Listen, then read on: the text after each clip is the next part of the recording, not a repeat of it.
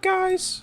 So I'm doing this new thing where uh, I'm gonna upload some of my videos to YouTube, the edits that I do, and then explain what I did in them because I've had people ask me, and instead of having them to wait, I'm just gonna have these uploaded and then be like, there you go, you can watch that.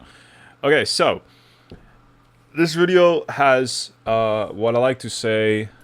Let's say one, and it has 2, 3, 4, 5, and then 6, 8 parts to it. Nothing much. So let's dissect this. So for the first, for the intro, this is what I called the intro. It is pretty much, I was playing around with an idea that I had in my head of these lines, and I wanted something specific, but I couldn't quite get it. I started with little dots, and I was like, okay, that doesn't work really. And then I thought of a circle, and I was like, okay, that's perfect. So all it is you come up here. Shoot, my camera's covering it. Let me just put it like that. Okay, so you come up here to your pen tool. And then you draw, or not your pen tool, your object tool, and it's just an ellipse tool that you do that too. I just duplicated. It's an ellipse tool, and I drew a circle, and from here I just had to kind of play around with the context of it. So I put twist, a repeater. Actually, I put 2 twists, and a repeater, offset path. Yep, that's it. Twist, offset paths, repeater. So if you're not if you don't really know what these are, how you add these effects to a shape layer is you click this little add button at the bottom here next to contents, or on the top here. Once you click it, you can add it from this window, and it's pretty much these right here. It's a twist. That's a twist, third twist. And all I did was just keyframe them. So I gave it an angle, I keyframed that, and I did some graphs. I really like this transition right here that I did. It's pretty much just I changed the rotation of the wave, and I zoomed it out. I think you can tell here. I changed the anchor point and I zoomed it out all the way. And then these, these are my graphs here. They're nothing too much. That's one there. That's another one there. I really like using this graph specifically. It gives me that nice, like, I don't know, that jump. Like in the start here. Which one did I use? Oh, shoot. Is that selected? Oops. This is a speed graph. It's my speed graph, and it's pretty much just starting off. And then for that's the first part. Then all I did was I went to Newton 4. I drew some balls. Same thing, circle, ellipse tool.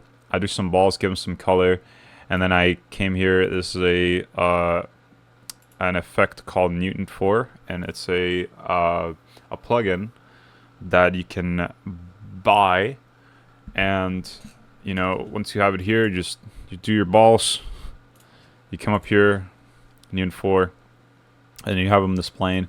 I select them all, I give them direction, magnitude, and then I just animated the balls moving. So at this frame, you move to the left, to the right, and that's when I did like the whole like frickin' twist the whole screen, which I did over here. I'm pretty sure. Did I? No, I was on this frame. So all I did here was did I do a transform? Where did I do that at? Yes, there it is. It's a transform layer, and all this does is that I put a rotation keyframe right there, and I just made it rotate. The graph, it should be like a slower graph, or like a more sharper, yeah. Just slower. Besides that, that's the intro. Then for this part, again, it's masking out that. There's this little text effect, and then a little falling text effect right there, which is these. Where is it? Oh, right here. Which is these. You can copy those effects right there. Oh, shoot. I don't know where I'm gonna have my camera, actually. Maybe right there is good. Right here. So, those are my effects there.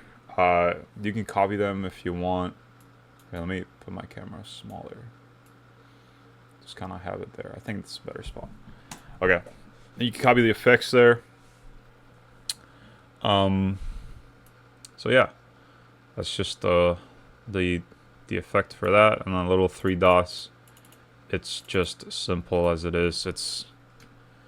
I made some balls and I gave them position keyframes, and they kind of like follow each other and stuff. So that's that part. Then for this part, it's not as complicated as well. Just some 3D layers with a camera. And I matched it to the song, which is just, right, you have these 3 JPEGs here. They're all just there. And then for the little cat, I used a shatter. Right, yes, that was a shatter. And then what that does is it protrudes, or it kind of gives that like 3D, so it's not like a solid PNG, so you can actually see it rotating, because I made it come in rotating and stuff. And I wanted it to have that like Fruitiger Metro thing, green with the Xbox, because the PVC game is on the Xbox. I just put in a zombie and then I animated its head. That's pretty simple. Oh, whoops. Whoops. Let me close all these. Okay, so for this one, I'm not gonna lie, this is from an older video that I did, and I made a video on that already, on this, I think it was a couple months ago, on this, when I first made a Pvz edit, and it did really bad, so I thought I would use it here. Nobody, pretty much like 100 people total saw the edit, so I used it here for this, and it's that effect right there is called Card Dance.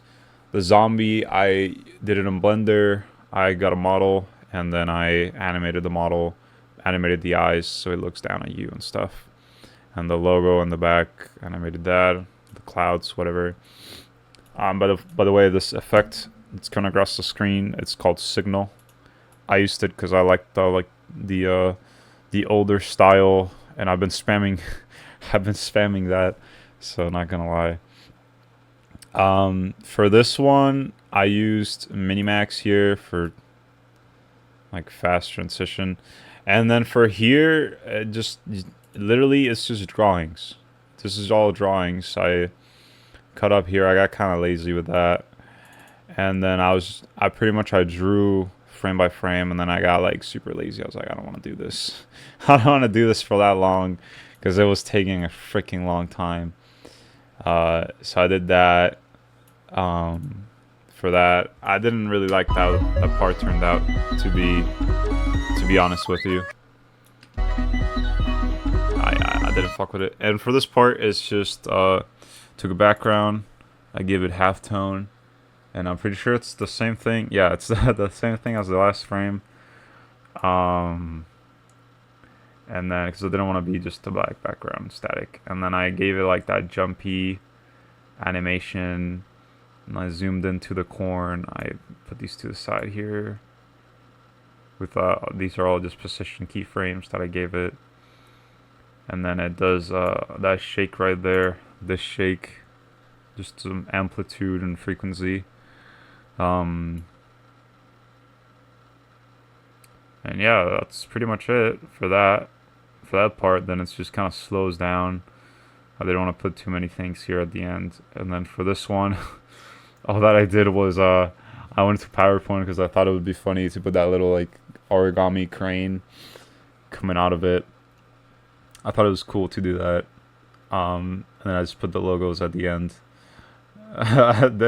No, not a lot of explaining to do. This, how I did this was just on the PowerPoint I put a green screen.